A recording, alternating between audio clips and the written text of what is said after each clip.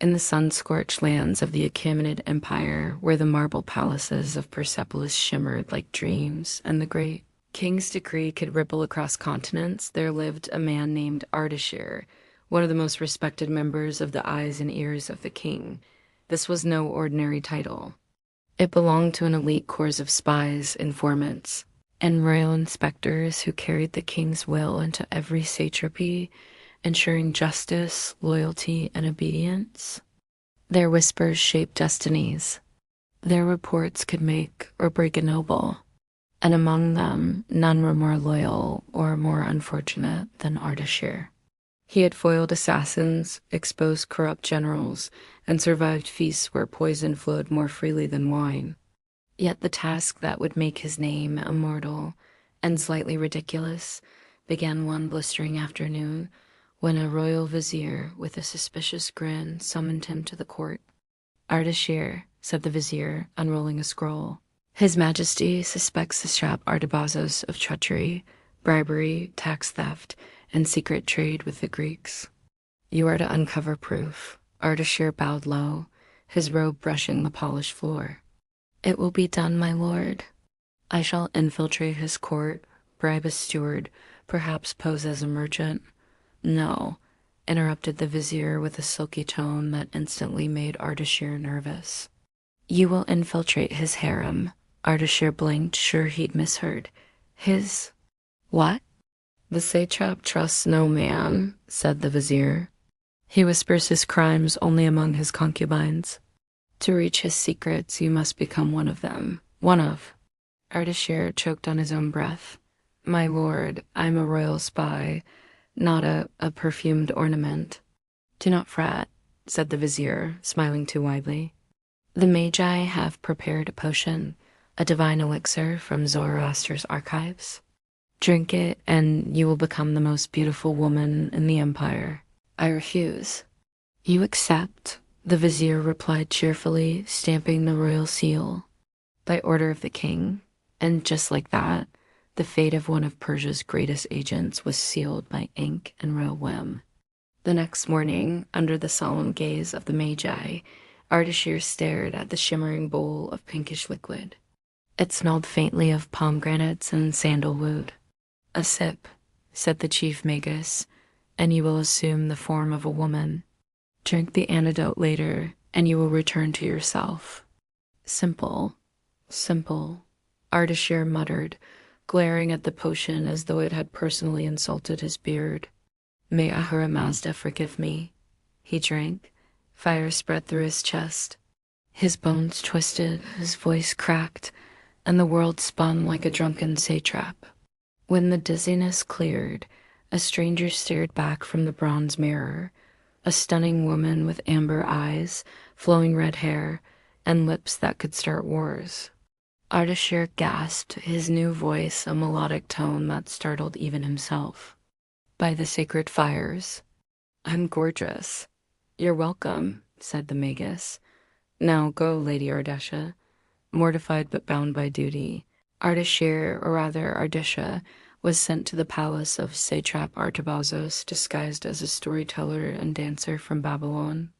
Silk replaced steel, perfume replaced dust, and her hips had opinions she'd never approved. The satrap's guards barely looked at her papers before bowing low. "The satrap welcomes beauty," one said, his grin oily. "Enter, fair one." Inside the palace was decadence made flesh, gold-plated lions, scented fountains, and the tinkling laughter of women who wore more jewels than clothing. The harem greeted her with teasing smiles. "You're new," said one concubine, trailing her fingers along Ardesha's arm. "From Babylon, you said?" "You'll catch his eye by sunset." Ardesha smiled awkwardly, trying not to trip on her own earrings. "Let's hope not," but of course she did. Satrap Artabazos was a rotund man with eyes like muddy coins and a fondness for flattery. During a lavish banquet, he called her forward. "Dance for me, Babylonian flower." So Ardesha danced, clumsily at first, then with the grace of sheer survival. The court applauded. The satrap leaned forward, intrigued. "You move like a whisper," he said. "Tell me your name." Ardesha, she said, cursing internally. Ah, he sighed, beautiful and mysterious. Stay close to me. And so began her strangest assignment, a loyal spy pretending to be a flirtatious concubine, navigating gossip and perfumed jealousy while gathering whispers of treason. Every evening, she'd sit among the women, listening as they chattered about missing taxes and secret shipments. The satrap, drunk on wine and arrogance, would boast freely in their presence. The king suspects nothing, he laughed one night. Let Darius count his gold. I've sent more to the Greeks than he'll ever know. Ardesha smiled sweetly while mentally recording every word. But to secure true evidence, she had to see his vault, the Forbidden's treasury. That night, she slipped through shadowed halls, her silks whispering treacherously loud. 2 guards blocked the door. Oh, brave warriors, she cooed, batting her lashes. I lost my anklet near the fountain. Could you help me find it? The guards exchanged dumb smiles and wandered off. A heartbeat later, Ardesha picked the lock and entered. Gold gleamed under torchlight, coins stamped with Hellenic symbols, scrolls sealed with Greek wax, ledgers detailing illegal trades. She grinned. The king will have his justice. Then a deep voice echoed behind her, and I will have mine. The satrap stood there, wine cup trembling. A thief in my vault, vos. Not a thief, she said quickly. An envoy, liar, he lunged. She threw a jar of powder from her sash, a smoke bomb disguised as perfume. The vault filled with choking mist. Ardesha fled barefoot through the corridors, scrolls under her arm, chased by shouts and confusion. By dawn, she burst into the royal court of Darius himself, disheveled, veiled half-torn, eyes blazing. The vizier sputtered, Who dares disturb the eyes and ears of the king? She shouted. The hall went silent. King Darius raised his hand. Speak, your majesty, Ardesha said, kneeling. I bring proof that satrap Artabazos has betrayed you, stolen taxes, traded with the Greeks, mocked your name. She dropped the scrolls at his feet. The king's attendants unrolled them, their eyes widening. Darius's voice thundered. Guards, bring me Artabazos, alive if possible, so he may confess before losing his head.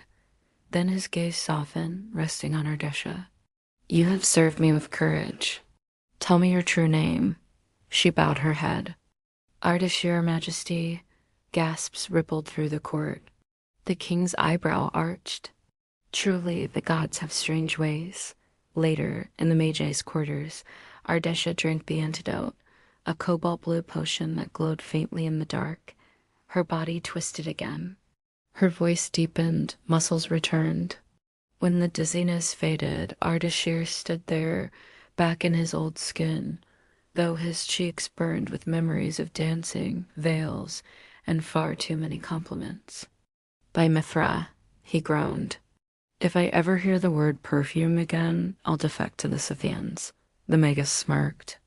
Many men seek enlightenment. Few achieve it through eyeliner. A week later, Darius himself awarded Ardeshir a golden dagger, the symbol of royal gratitude, and a new title, Ardeshir the Dual-Souled. Rumors spread across the empire. Some said he could shift between man and woman at will. Others claimed he'd seduced an entire harem to bring down a traitor. The bards, of course, exaggerated everything. But when Ardeshir walked the markets of Persepolis, sometimes a merchant's daughter would wink and whisper, You have beautiful eyes. For a spy, and deep down he wasn't sure whether to blush, deny, or laugh. Yet each time he passed a polished mirror and caught a flicker of amber eyes that weren't quite his own, he'd mutter, Never again, then pause and grin faintly. Unless the king commands it, somewhere hidden in the Magi's vaults, that shimmering rose-colored potion waited once more, just in case the empire ever needed its strangest, most glamorous spy again.